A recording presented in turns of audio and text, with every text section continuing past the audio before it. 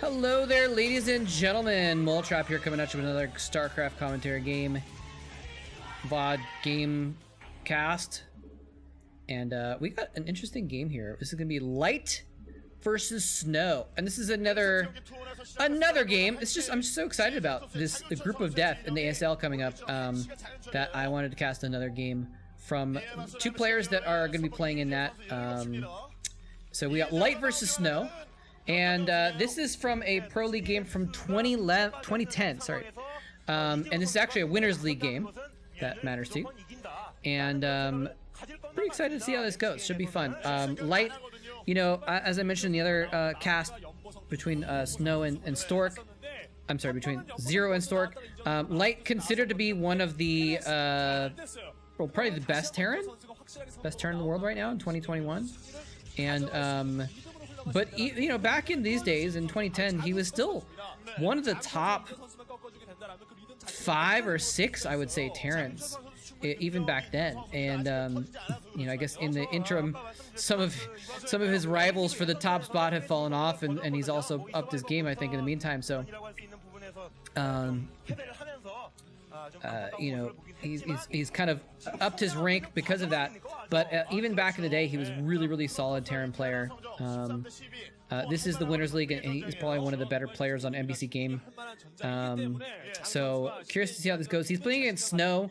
Snow was a pretty decent Protoss player back in 2010 as well. You know, he's considered one of the top Protosses now in 2021. But in 2010, he was still a force to be reckoned with. So I think this is a really solid matchup between two players that in 2010 never really got a lot of high-level placements in the Star Leagues and the individual leagues, but were absolute stalwart, dependable players in the team leagues that were, you know, really good players on their teams. Light, I believe, I'd have to double check, but Light, I believe, did get like into the round of 8 of a few Star Leagues. So he probably placed higher than Snow, I think, in that sense. But and he actually he was first place in the 2006 Rookie League or something like that, which is kind of like, you know, the newcomer league where the newer players all played against each other. It's kind of like see who's the Rookie of the Year kind of thing. So anyway, there you go. So we got Stork versus Light. We got a nice PVT. This is on, what map is this on, actually? I'm not even sure. Oh, Fighting Spirit. Fighting Spirit. And I don't know if I have, I think I forgot to put up the, get the map for Fighting Spirit, so apologies for that. But you guys know Fighting Spirit, right? It's a map that's been played a lot, so I actually don't remember. There's so many freaking maps over the years. I don't remember the map pool from 2010 that well, but I like, usually these older maps, I kind of recognize them, but it's hard to remember all the details and stuff. But anyway, we'll see how the map unfolds, or how things unfold on this map pretty soon here. Snow coming in here with a couple of units, just doing a little bit of harassment. He's going to turn around and try and pick off. Oh, nice. He's going to put down a pylon to block the machine shop from going down. He's already gotten one Marine. Some decent micro here by, well, actually really good micro by Light, to control his Marines, to keep them alive and not get them killed off by the Zealot. What is he gonna do? He's gonna build, oh, it looks like he might be able to Vulture first before the machine shop, which would be prudent if there's any other Zealots coming across the way. Yeah, he does get a Vulture out. So the Vulture's gonna be able to head across the map. He actually sneaks his SCV in as well to try and see what's going on in Snow's main. It's interesting because when I went to just a random point of like trivia, I guess, when I went to see find some games between Stork, oh, he did see, I think he saw the Goon range upgrading. He might have, I don't know if he got close enough to see the Cybernetics core spinning. Of course, he can pretty much expect it, but the SCV does get killed off before any tech gets planned out. Anyway, the trivia point was that Stork and Zero have played a lot of games together over the years. You know, both getting very far in Star Leagues and what have you, so they end up meeting in a few. But Light and Snow only ever played one game. And this is it. This is the one game that they ever played. So luckily they played this one random Winners League game so that I would have something to cast to talk about their ASL game coming up. So because the first game of the the group is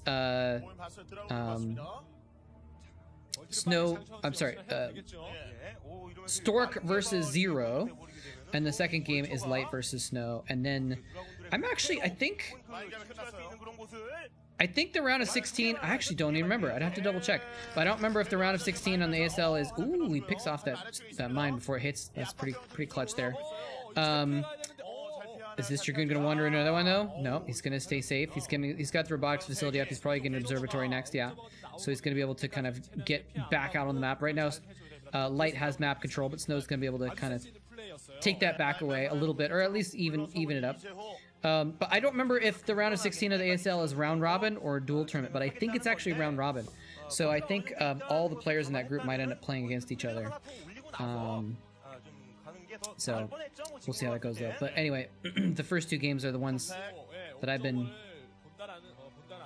copying, I guess. Copying the matchup in these games I've casted this week. We do see Snow getting extra gateways going on. Light is just trying to kind of play it a little bit defensive here. He's getting turrets up. He's putting mines around his base. He's worried about a Reaver drop, basically, and so he's like, all right, well, let's see. What can we do to make sure we're safe against the Reaver drop? Putting mines in random places that are spots where, like, it's cute because I think like one of the spots was like exactly where Reaver would drop out if it was going to try and attack that turret from a distance. So it's almost like a bait. Like the turret is almost baiting him to drop the Reaver out. And so it's kind of a cute little move there to put that mine in a spot where it's kind of baiting the Reaver into landing on the top of the mine. But guess what? Looks like we're not seeing Reaver tech. We're just seeing multiple gateways, and he's just going to put out a lot of gateway units, at least for now. With 4 gateways putting out units, he's going to be able to just put out stuff. It looks like he might be prepping to get a third base and just macro off of, just play a macro gateway game essentially. So I wouldn't say the turrets are wasted, but you know, a little bit of resources spent to play safe because he didn't know exactly what Snow was doing are a little bit, you know, not put immediately to use right now. And so it's interesting. He could have another mine or two out in the middle of the map somewhere instead of in his base. He could have a few more minerals that could be used for I don't know, activities. Anyway, we do have Light pushing out on the map here. This is a significant force. He's got a few tanks, and this is a pretty strong push that he's pushing out with here. He's got a lot of Marines. It looks like he's kept up production of Marines as well. It looks like he's got 7 or 8 Marines along with Vultures in addition moving out. So this is a strong push. He's going to be rallying Vultures as well because the Vultures are obviously fast enough to catch up and get involved in the battle. So this is a really nice little timing attack here. Well, actually, I don't know if I call it a timing attack, but it's just a nice little push that he's pushing out with. But he's going to get surrounded in not the best place. He's not able to get sieged up. Oh, he really wanted to get sieged up before the battle happened. So Snow coming in from 2 directions at once with Dragoons is going to force him back. He's going to try and put down some mines here to try and buy time for his army to retreat, but he's lost the tank and most of his Marines. He's lost some Vultures as well. So a significant blow dealt to Light right there, and he's going to try and push in here with some Vultures to do some damage back. Oh, that mine could be bad. The probe's killing off the mine before it can go down into the ground, and only 1 tank makes it back to home base. He actually ignored the Dragoons to run mines into Snow's base, and so as a result, he didn't have any Vultures. Oh no, the mines could land on those SCVs now. It could be a counter mine dragon. It looks like they are probably going to go off. It's hard to say. He just needs to move it over a little bit, and actually the Dragoon runs into the mine in not the best spot. So it's not gonna and I think Snow's just gonna win the game right now. He's even taking a 3rd base behind this just in case this doesn't win him the game. The observer overhead is gonna die to that turret in a moment, but first it's gonna give vision to those Dragoons to take out the tank, which was the salvation. The tank was too far forward. He needed to protect all of his tanks, and he protected none of them. Light just doing a horrible job protecting his tanks in the middle of the map during his push, doing a horrible job of protecting his tanks on the retreat as well, such that he only had 1 left, and it died very quickly as well, and now doing a horrible job of protecting his tanks again on the high ground, losing another tank, not putting it back far enough that it's within range of those Dragoons.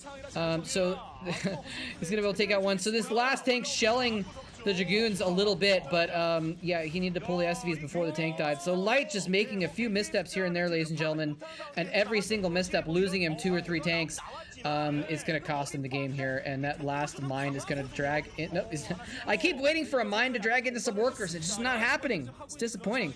But that mine that I talked about not being useful 10 minutes ago ends up getting a little bit of use, you know? He ends up killing Dragoon, doing some damage to a Dragoon and helping these tanks kill the Dragoons in his base, which had fought all the way into his base, killing dozens of workers and dozens of other units, tanks and vultures, and paving the way for these Dragoons to get in and get on top of the building infrastructure. He only has 2 factories also, so he doesn't even really have the production to try and put it up enough to be putting out units to deal with this. A couple tanks popping out right on top of the Dragoons so they can be picked off very quickly as well.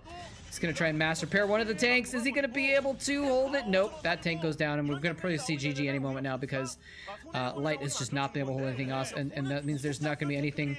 I hear a siege tank. It looks like maybe it was unsieging the tank in the back. He's going to put that tank over here, and he's going to try and hold the ramp again while this one siege tank slowly and steadily does a piddly job of whittling down these Dragoons from afar. But as we just saw, he's only got like 5 SCVs mining right now. He's going to lose his second command center. And I don't know if you guys know this, but 1 base Terran with a handful of SCVs mining, not really the best position to be in against 3 base Protoss with almost no losses to his economy. And Light is just kind of killing time right now. It is Winners League, so Snow is going to stay in the chair and battle the next player. So he might just be staying a little bit longer just to, you know, do some extra exhaustion, make him work for a little bit, stress him out a little bit more. And there's the GG finally coming from Light. So Snow's going to take it. And, you know, again, I feel like it's probably an anti-predictor of what might happen in the ASL. I feel like Light probably is going to have the advantage in their ASL game in a few days, or a couple days. I don't remember exactly when it's happening, but it's going to be shortly after this game goes up. Maybe actually, I'm not sure when this game is going to end up getting online, so it might be a day away. It might be less. I don't know. But I'm going to get this up before the ASL games at the very least. And as I said, I'm still planning on doing a watch party of some kind on Discord, and I probably should figure that out before. Probably should have figured that out before I put this video up, so I could use this to announce it. But maybe I'll put up an extra announcement video. At the very least, I'll definitely put up like a community post. If you guys have seen those, you know, YouTubers can now put up like a text post. So I'll put up a text post about it once I figure that out. So actually, you know what? Here, but I'm gonna put it. I'll put something in the video description of this video. So check the description of this video, and I'll put something there to let you guys know what I figured out. So that way, I will try and figure out. Even if I haven't figured it out at this moment while I'm recording it, I will try and figure out the details before then. And maybe the details are that I'm too busy and I'm not going to do watch party, but I'm going to try and figure something out because I think that's a cool idea. So, and at least we'll try it out and see if it works. And if no one likes it, then we won't do it. And I'm going to go ahead and stop rambling now. But I hope you guys enjoyed some nice little PvT action. Sort of quick game, but you know, very decisive mistakes made by Light. So I think he kind of only has himself to blame in the situation for the game being quick against his favor. But very well taken advantage of by Snow. And, you know, I got to hand it to Snow, too, that, you know, there was that moment when he was moving out where Snow did a nice little collapse. See if I can find that point in time. Yeah, here we go. When, you know, he was moving out into the middle and Snow does this. And he comes in with Dragoons from multiple angles on this part of the map where it's very wide open. And, you know, Light is not sieged up. He was trying to go for just a strong push and not trying to go as quickly as possible. And so he wasn't sieging and unsieging. And so he gets caught with his siege pants down. And a couple zealots in the front as well, just to soak up fire. And look at this little tree doodad blocking the tanks from escaping. I think maybe he should have just turned and fought with the Marines and just escape with the tanks altogether and you know, sack the Marines or something like that. Instead, he tries to run with everything. And this Vultures run by was, you know, his attempt. He could have used the Vultures to try and attack the Dragoons, but instead he's like, I'm going to try and do something against my opponent, try and get back at him. And look at this. This does like nothing. He kills like a couple probes. So so well played by Snow as well. You know, I think after this point it was Light's game to well, Light had kind of lost any advantage that he had, and he was on the ropes this whole time, but he continued to make more mistakes after this too. So, and you know, again, I say mistakes. These guys are the best players in the world, and you know, they're making very minor mistakes compared to the elite capabilities of their opponents. Not that they're bad or anything like that. So, anyway, hope you enjoyed it. Thanks very much for watching. GG. Take care.